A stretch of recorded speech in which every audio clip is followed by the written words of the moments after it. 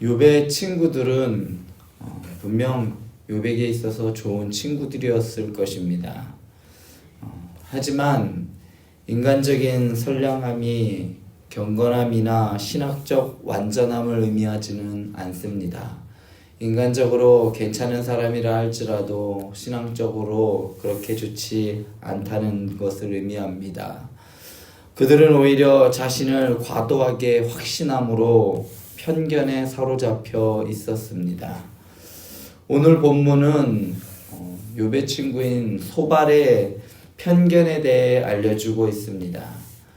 그의 결점을 살펴보면서 우리 역시 소발과 같이 그러한 실수를 범하고 있지는 않는지 한번 자신을 살펴볼 수 있는 시간이 되길 원합니다. 먼저 2절 말씀을 보면 말이 많으니 어찌 대답이 없으랴 말이 많은 사람이 어찌 의롭다함을 얻겠느냐. 욥의 친구 소발은 욥을 비난하면서 말을 시작합니다.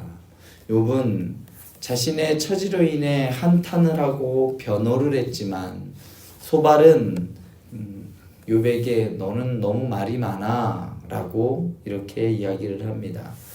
마치 우리 너무나 힘들어서 이렇게 하소연을 할 때 야, 넌 참 말이 많다 이렇게 이야기하는 것과 같죠. 소발은 욥의 철저한 말들을 변명으로 치부했습니다. 신학적으로 소발의 말은 그리 틀린 것처럼 보이지는 않습니다. 하지만 소발의 태도와 그의 마음은 너무나도 잘못되었습니다. 고난과 고통 가운데 있는 사람에게 먼저 필요한 것은 그 아픔을 공감해주고 치료해주는 것이지 정의의 이름으로 그 상처에 소금을 뿌리는 일이 아닙니다. 오늘 말씀 3절 말씀을 보면 내 자랑하는 말이 어떻게 사람으로 잠잠하게 하겠으며 내가 비웃으면 어찌 너를 부끄럽게 할 사람이 없겠느냐라고 말합니다. 소발은 욥의 자기 변호를 냉혹하게 자기 자랑으로 폄하했습니다. 비극적인 상황을 당해 한탄하면서 자기 출생을 저주하고 있는 것을 어떻게 자기 자랑으로 볼 수가 있을까요? 소발은 분명 욥의 친구였지만 그의 인간됨과 마음의 중심은 잘 알지 못했습니다. 주변 사람들이 나를 정말 잘 이해해주고 내가 어렸을 때 나를 적극적으로 도와줄 거라고 이렇게 생각하지 마시기 바랍니다. 그들의 마음은 그들의 죄와 교만과 시기로 왜곡될 수 있기 때문입니다. 그러니까 사람을 너무 의지하지 말라는 말입니다. 사람은 상황에 따라 얼마든지 사람을 배신할 수도 있고요. 심지어는 가족들조차도 부모조차도 나를 버릴 수가 있다는 겁니다. 그러한 상황이 벌어지면 언제든지 인간은 인간을 뒤돌아설 수 있습니다. 그것은 인간이 죄인이기 때문에 그렇습니다. 오늘 말씀 6절을 보면 지혜의 오묘함으로 내게 보이시기를 원하노니 이는 그의 지식이 광대하심이라. 하나님께서 너로 하여금 너의 죄를 잊게 하여 주셨음을 알라라고 소발은 말합니다. 소발은 욥의 말에 대해 직접적으로 비판하지는 않아요. 그렇지만 욥의 말과 삶이 일치했기 때문에 욥에게 대해서 직접적으로 넌 그렇게 살면 안 돼라고 말하지는 못했습니다. 하지만 그는 어떻게 해서든지 욥의 잘못을 지적하고 싶었습니다. 하나님이 그의 죄를 잊게 하셨기 때문에 욥이 고난의 원인인 죄를 발견하지 못했다라는 논리입니다. 너가 분명하게 하나님 앞에 큰 죄를 저질렀는데 하나님께서 그것을 기억하지 못하게 하셨을 뿐이야. 소발은 객관적으로 보이는 것에 따라 판단하지 않고 자기 주장에 그 상황들을 끼워 맞추어서 욥을 괴롭게 하고 있었습니다. 어쩌면 고난받는 사람과 그 곁에 있는 사람 모두에게 필요한 것은 그냥 있는 그대로 바라볼 수 있는 열린 마음과 눈일 것입니다. 분명 소발의 말에는 모순점이 있습니다. 7절에서 8절을 보면 내가 하나님의 오묘함을 어찌 능히 측량하며 전능자를 어찌 능히 완전히 알겠느냐. 하늘보다 높으시니 내가 무엇을 하겠으며 수월보다 깊으시니 내가 어찌 알겠느냐. 누구도 하나님의 오묘함을 측량할 수 없다고 말하면서 욥의 고난이 죄로 인한 정죄라고 단언해서 이야기를 하고 있는 겁니다. 너가 알지 못하지만 너는 죄인이기 때문에 그런 거야. 하나님이 그것을 기억하지 못하게 하셨을 거야 라고 욥은 잘못됐고 나는 옳다라고 소발은 말합니다.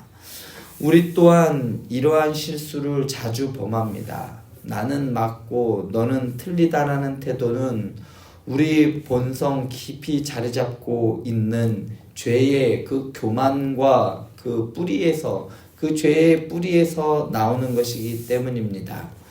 우리의 생각과 판단이 옳을 수 없다는 사실을 기억하시기 바랍니다. 따라서 말과 행동을 절제하는 것이 바람직한 태도입니다. 분명히 다른 사람이 잘못하고 있다면 그것을 이야기할 때 상처를 주면서 이야기하지 마시기 바랍니다.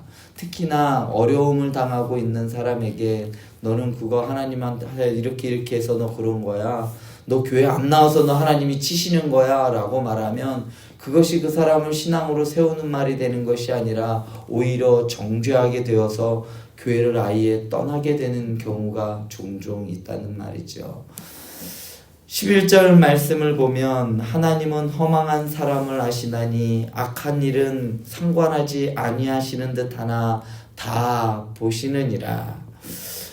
어쩌면 우리가 살아갈 수 있는 이유는 하나님이 상관하지 아니하시는 듯이 우리의 삶을 그냥 두시기 때문입니다.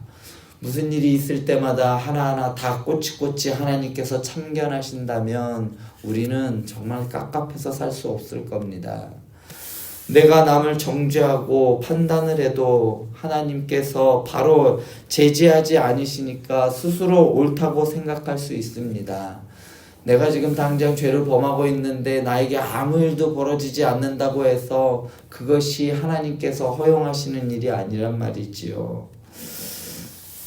하지만 하나님은 우리를 사랑하셔서 우리를 그 즉시 심판하지 아니하십니다. 그저 말씀과 성령님의 역사를 통해 우리가 그것을 깨닫기를 원하시는 것이죠. 우리를 사랑하시기 때문에 그저 지금 바로 멸하시지 아니하는 것뿐입니다. 우리가 충분히 선하고 옳기 때문이 아닙니다. 이 모든 것들은 우리가 죄인임에도 불구하고 끝까지 참으시는 하나님의 인자하심과 그 인내가 무한하시기 때문이죠. 우리가 소발의 실수를 범하지 않는 방법이 무엇일까요? 어떻게 하면 우리는 소발이 범하는 오류와 같이 다른 사람의 죄를 정죄하면서 나는 저 사람보다 나아 이렇게 하지 않을까요? 우리를 사랑하시기 때문에 그저 지금 바로 멸하시지 않는 그 하나님 그리고 오늘 본문 말씀에서 소발과 같이 되지 않는 그러한 힌트가 잠깐 있습니다. 사랑하는 행복한 교회 성도 여러분, 하나님과 함께하는 사람은 결코 고통받고 있는 사람에게 무례한 태도를 하지 않습니다. 하나님과 함께 하시고 성령님의 도우심을 따르는 사람은 성령님께서 사람들을 위로하는 말을 하게 하고 하나님께서 다른 사람을 사랑하는 말을 하게 하십니다. 겸손히 자신을 낮추고 상대방의 말을 잘 듣고 위로함으로 연약한 사람을 세우는 교회 그리고 사람을 살리는 사람들이 되기를 간절히 축원드립니다. 기도하시겠습니다.